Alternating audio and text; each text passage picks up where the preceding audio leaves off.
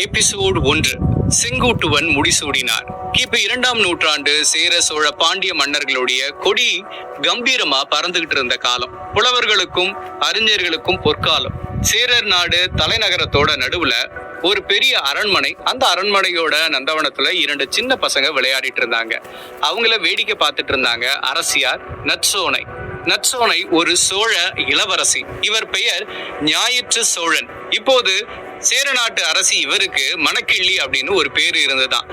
அரண்மனை தாதி பெண், அரசியாரே, அரண்மனைக்கு ஒரு ஜோதிடர் வந்திருக்காரு. அரசர் உங்களையும் அரசவைக்கு அழைச்சிட்டு வரும்படி சொல்லியிருக்காங்க. சொன்னதும் அரசியார் இதோ வர அப்படின்னு உடனடியா அரசவைக்கு புறப்பட்டாங்க. அரண்மனையில சேர மன்னர் நெடுஞ்சேரலாதன், அரசியார் நற்சோனை, அரண்மனை பிரமுகர் இப்படி எல்லாம் இருக்கிற அந்த நேரத்துல அந்த ஜோதிடர் யாருமே எதிர்பார்க்காத ஒரு ஜோதிட கணிப்பை எல்லார் முன்னாடியும் சொல்றாரு. அதாவது அரசர் நெடுஞ்சேரலாதனுடைய 2வது மகன் தான் அரியணை ஏறுவான் அப்படின்னுட்டு, மூத்த மகனை விட சிறப்பான ஜாதகம் 2வது மகனுக்கு தான் அப்படின்னுட்டு ஜோதிடர் சொன்னாரு. 2 பிள்ளைகளுமே ராஜ ரத்தம் ஓடனாலும் மூத்த பிள்ளை தான் அரியணை ஏறணும் அப்படின்னுட்டு ராஜநீதி சொல்லுதுன்னு அரண்மனை மந்திரி ஒருவர் தன்னுடைய கருத்தை சொன்னாரு. ஆனாலும் ஜோதிடர் தகுதி இருப்பவன் தான் அரசனாக முடியும், நீங்க சொல்றது போல செஞ்சீங்கன்னா தகுதி மிக்க ஒருவரை நாம இழக்க நேரிடும் அப்படின்னு தடாலடியா ஒரு பதில சொன்னாரு. அரசியார் நற்சோனை, மன்னா, நம் பிள்ளைகளுக்கு முடிசூடும் வரை நமக்கு காலம் இருக்குது. அதற்காக இருவரில் யார் தகுதி மிக்கவர் என்பதை நாம் அறிந்து கொள்ளலாம். இதை பற்றி இப்போது ஏதும் கலந்து கொள்ள வேண்டாம். இப்படி சொல்லி நற்சோனை நிலைமைய சரியான முறையில கையாண்டாங்க. நற்சோனை பிறகு நெடுஞ்சேரலாதன் 2வதா வேல் ஆவி கோமான் பதுமன் மகளை திருமணம் செஞ்சுக்கிட்டாராம். அவருக்கு ஒரு மகன் பிறந்தான். ஆனா அந்த ராணியோட நிஜ பெயர் தெரியல. அந்த 3வது மகன் தான் கலங்காய் கண்ணி நார்முடி சேரன். சில நாட்களுக்கு பிறகு அரண்மனையில தவிப்புடன் காத்திருந்தார் அரசியார் நற்சோனை. அப்பதான் அவருக்கு அந்த அதிர்ச்சியான செய்தி கிடைச்சது. அதாவது சோழ மன்னன் பெருவிற்கிள்ளியோட திருப்போர்புரம் நகரத்துல போர் ஈடுபட்ட நெடுஞ்சேரலாதன் போர்ல சோழ மன்னரோட அவர் வீர மரணம் அடைஞ்சதா தகவல் கேட்டு மயக்கம் வந்து தரையில விழுந்தாங்க. மயக்கத்தை தெளிய வச்ச கணவரின் சகோதரரான சேல்கீழு கூட்டுவன் மனைவி நற்சோழனை தைரியமா இருக்கும்படி சொன்னாங்க. இளவரசர்களை வளர்க்கும் பொறுப்பு நற்சோனைக்கு இருக்கிறத ஞாபகப்படுத்தினாங்க. தன் கணவன் கூட உடன்கட்டை ஏற நினைச்சவங்க பிள்ளைகளை வளர்க்கும் பொறுப்பு இருந்ததால அந்த முடிவை மாத்திக்கிட்டாங்க.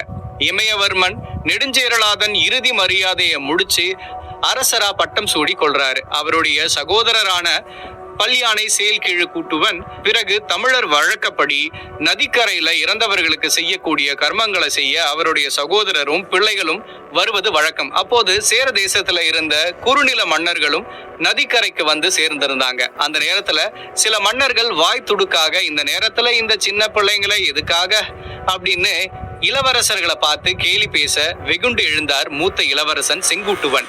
சிறிய வயது பாலகனாக இருந்தாலும் போர் பயிற்சியில முதல் மாணவனா இருந்த காரணத்தினால மிகவும் கோபக்காரரா இருந்தாரு செங்குட்டுவன். அதனால அரசர்களை நான் சிறுவனா அல்லது பெரியவனா என்பதை இப்போதே பார்த்து விடலாம் அப்படின்னு ஜம்பமா சொல்லிக்கிட்டு தன் கையில இருந்த உடைவாள பக்கத்துல இருந்த ஒரு வீரனுடைய உடைவாள உருவி அரசர்களை போருக்கு அழைத்ததால் அவனுடைய ஆற்றலை பார்த்து மிரண்டு போனாங்க. அவருடைய சித்தப்பா அவனை ஆசுவாசப்படுத்தினார். ஆனாலும் முடிவுல உறுதியா இருந்தவன் அரசர்களை மீண்டும் மீண்டும் போருக்கு அழைத்ததும் விளையாட்டா அவனோட போர் பண்ண அரசர்களை தோற்கடித்து வெற்றி கண்டான். இதுதான் செங்குட்டுவனோட முதல் வெற்றி. அப்போதுல இருந்து அவன் பெரும் வீரன் அப்படின்னு எல்லோரும் ஆச்சரியப்பட்டாங்க. ஒரு பக்கம் வீரமான செங்குட்டுவன், இன்னொரு பக்கம் விவேகமான இளங்கோ.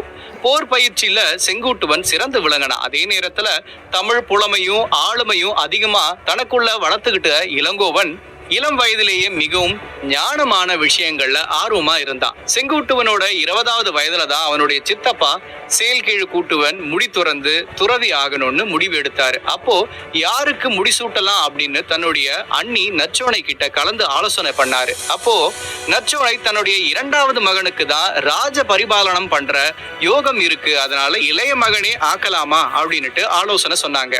விதி எப்படியோ அப்படியே நம்மளும் செஞ்சிடலாம் அப்படின்னுட்டு இப்போதைய அரசர் முடிசூட்டு விழாவுக்கு ஏற்பாடு செய்தார். ஆனா எல்லாரும் எதிர்பார்ப்போட காத்துக்கிட்டு இருக்கும் போது இளைய இளவரசர் இளங்கோ துறவி கோலத்தோட முடிசூட்டு விழாவில் வந்து ஆஜரானாரு. அப்போ அவருடைய தாய், என்ன மகனே, முடிசூட காத்திருக்கும் போது நீ துறவியா வந்து நிக்கிறாயே அப்படின்னு கேள்வியோட நின்னாங்க.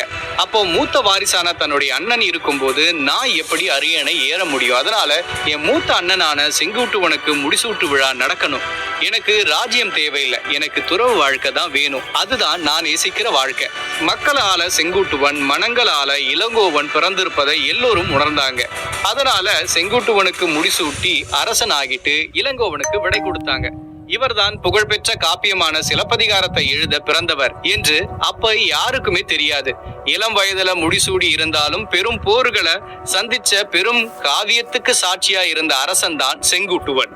நெடுநெட் செல்லாத மன்னன் காலத்துல ராஜ்யத்துல பெரும்பான்மையான காலம் கழிச்சது கிடையாது. காரணம், அவன் தமிழகத்தை மட்டுமல்ல வடக்கையையும் போர் தொடுத்து இமயம் வரைக்கும் போய் அங்க தன்னுடைய வில் சின்னத்தை பொறிச்சு அடையாளப்படுத்தி வந்தவர். தவிர கடம்பர்களுடன் போர் செஞ்சு அவர்களுடைய காவல் மரமான கடம்ப மரத்தாலே ஒரு முரசு செஞ்சு தன் நாட்டுல வெற்றிக்கு அடையாளமா அதை ஒழிக்க வச்சாரு. அதனால அவனுடைய மகனும் அப்படியே இருப்பானா அப்படின்னு எல்லா மக்களும் சந்தேகப்பட்டாங்க. தன் தந்தையோட சேர்த்து சேர வம்சத்தின் புகழையும் உலகம் பேச வேண்டும் அப்படின்ட்டு சபதம் மேற்கொண்டான் சேரன் செங்குட்டுவன்.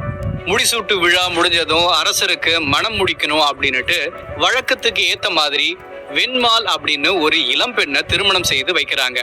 இவர் வேளிர் குலத்தை சேர்ந்த இளவரசி என்கின்ற குறிப்பை தவிர வேற எந்த தகவலும் கிடைக்கல.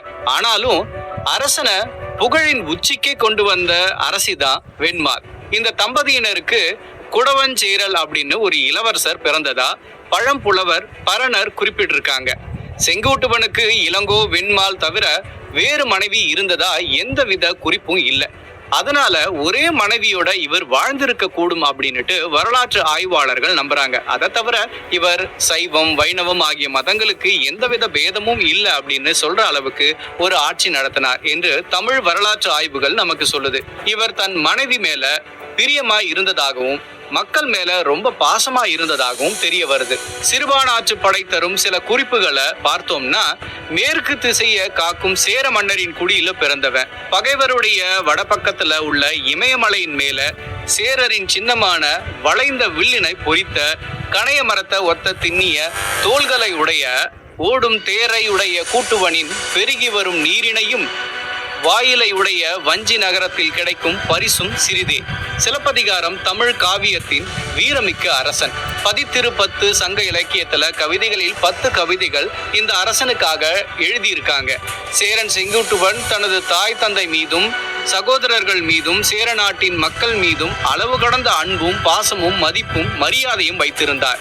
இவர் தன் தந்தை மறைவுக்கு பின் சேர நாட்டின் மன்னராக முடிசூட்டி கொண்டார். இவர் மொத்தம் 55 ஆண்டுகள் சேர நாட்டை ஆட்சி செய்தார். தன் வாழ்நாள்ல பல ஆண்டுகள் போர் தொடுத்தே காலத்தை கழிச்சவர். இவர் தன் வாழ்நாள்ல ஒரு முறை கூட போர்ல தோற்றதே கிடையாது. இந்த உலகத்துல மிக சிறந்த மன்னர்கள்ல மிக முக்கியமான மன்னன் சேரன் செங்குட்டுவன்.